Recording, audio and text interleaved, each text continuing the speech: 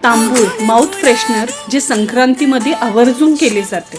आता 25 विड्याची पानं स्वच्छ धुवून पुसून ती कोरडी करायची आणि नितळत ठेवायची। ही कोरडी पानं बारीक चिरून घ्यायची। 1 बाउल रोस्टेड बडीशेप, 25 लवंग, हिरवी वेलची 15, 2 मोठे चमचे खडी साखर, थोडासा कात आणि ज्येष्ठी मधाची पावडर 2 चमचे।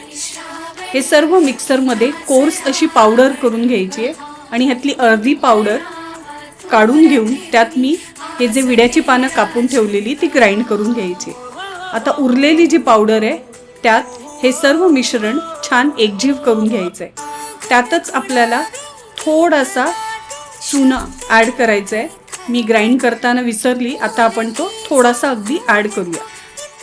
मस्त असं एकजीव करून घ्यायचं आहे आणि आपलं तांबूळ रेडी।